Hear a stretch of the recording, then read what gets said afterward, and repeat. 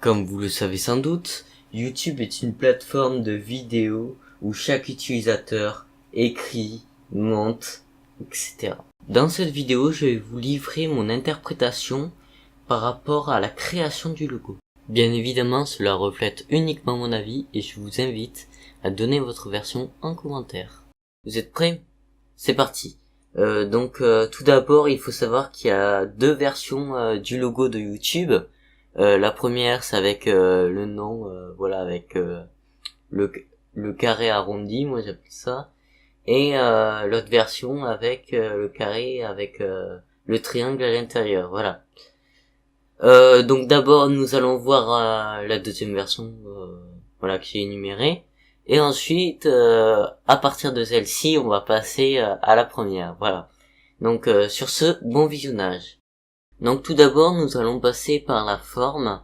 Ils auraient pu très bien faire rectangulaire ou carré, mais comme c'est YouTube, voilà, ça avance de jour en jour et tout. Chaque jour, il y a des vidéos qui sont publiées et tout. Donc c'est en constante évolution au niveau du contenu, au niveau des mises à jour. Voilà, parce que voilà, on est passé du background de YouTube où il y avait les bandes par exemple sur le côté à seulement la bande en haut, par exemple. Et voilà, donc c'est en constante évolution, c'est moderne et tout. Donc je pense qu'ils ont voulu mettre des courbes pour faire quand même une certaine esthétique pour que ça soit un minimum attirant et aussi pour montrer en quelque sorte cette constante évolution. Bien évidemment au début je pense pas qu'ils avaient prévu que ça allait percer de cette manière, mais en tout cas comme c'est une plateforme de vidéo, on peut émettre cette hypothèse, voilà. Donc maintenant nous allons passer à la couleur. Donc pourquoi rouge? Parce que voilà, il faut quelque chose qui attire l'œil, surtout quand c'est pas connu et tout. Et quoi de mieux pour le rouge, par exemple, quand vous vous baladez en voiture directement sur des panneaux publicitaires et tout, souvent c'est le rouge qui attire.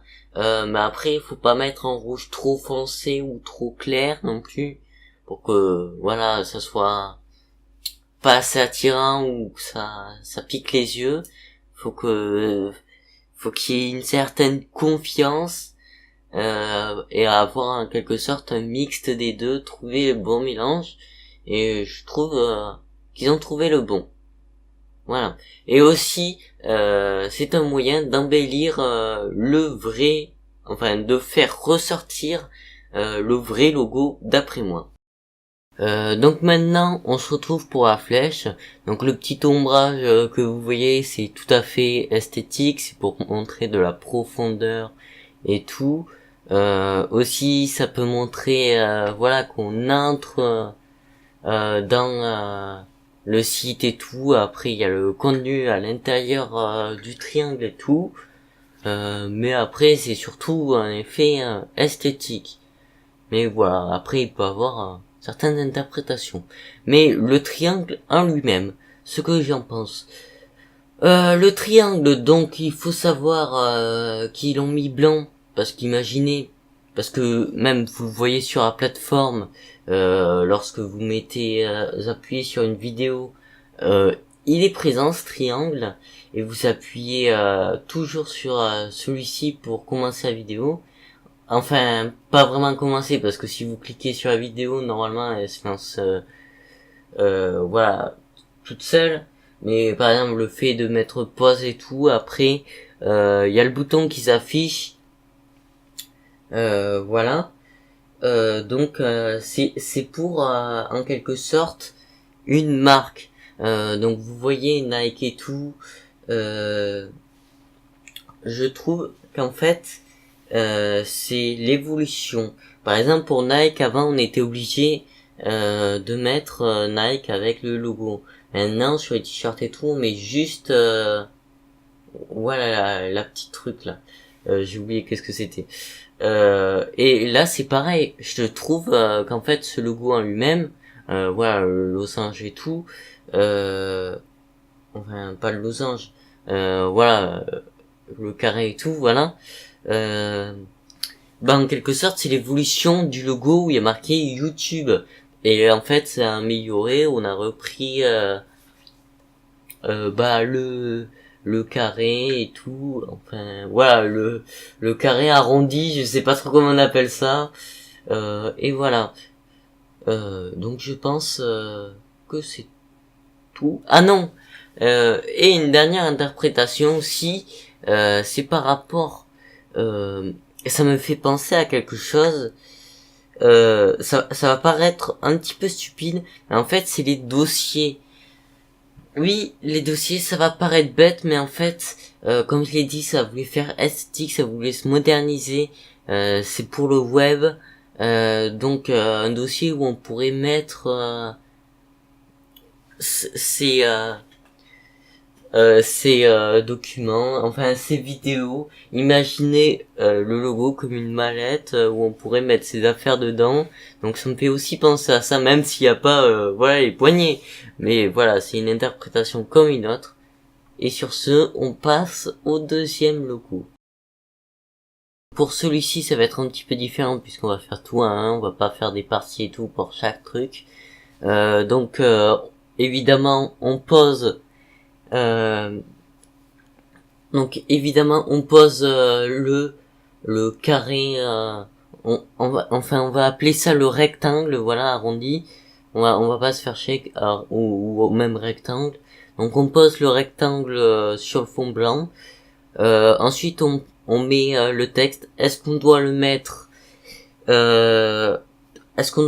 tout dans le rectangle? Est-ce qu'on doit mettre qu'une partie dans le rectangle? Est-ce que le rectangle on doit le mettre plus à la verticale ou le laisser à l'horizontale?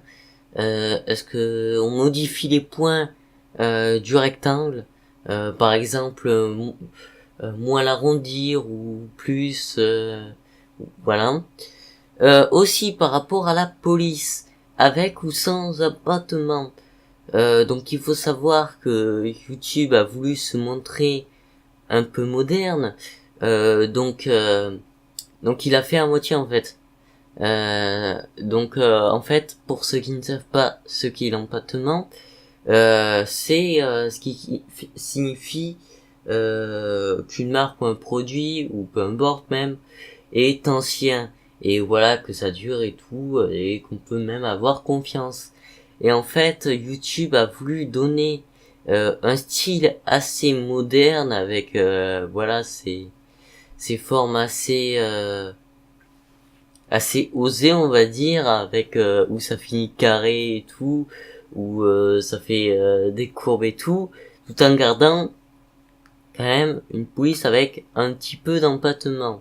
Après c'est pas la police où il y a le plus d'empattement, mais voilà.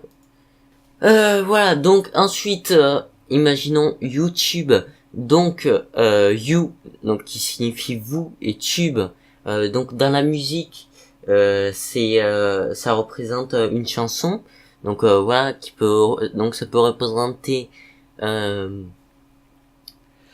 donc ça peut représenter vos vidéos, voilà, vos créations et tout, donc quoi mettre en avant, parce que tout mettre dans le même rectangle et tout, je trouve pas ça esthétique. Ils ont eu raison de séparer voilà le mot en deux, même si ça reste le même mot, mais voilà, pour se faire remarquer ils ont même mis une majuscule au début de tube. Donc euh, you, si seulement il y avait you, voilà, ça nous concerne. Donc you, on se demande oui, moi, qu'est-ce qu'il y a? Et tube, voilà, mes créations. Et c'est là que YouTube veut insister. Ça veut dire que YouTube nous incite à créer du contenu vidéoludique sur cette plateforme, et en appuyant bien. Donc évidemment, comme c'est sur un fond blanc, il y a tout en noir, mais même du noir sur du rouge, même pour le print et tout, c'est pas très esthétique et ça se voit pas trop. Donc Tube, donc c'est lui qu'on va mettre évidemment en évidence, et pour faire encore plus remarquer avec le fond blanc, voilà, pour que ça s'unifie avec le site en quelque sorte même, parce que ça a un fond général blanc, hein, généralement blanc, ou sinon légèrement grisâtre, mais voilà quoi, ça reste dans les teintes blanches. Garder donc mettre Tube en blanc, voilà. Et par rapport à l'ordre, pourquoi YouTube et pas TubeU? Parce que ça n'aurait pas eu la même impact, parce que voilà, ça pose une interrogation dès le début. C'est une putain de propagande. Non, je rigole, mais c'est dans l'idée. On veut nous vendre un produit, donc on s'adresse d'abord au client, puis on lui présente le produit. Je pense que c'est ça la stratégie pour avoir fait dans cet ordre-là exactement. Ensuite, pour faire encore plus remarquer, voilà, ils ont mis une majuscule au Y de You, pardon, et au T de Tube.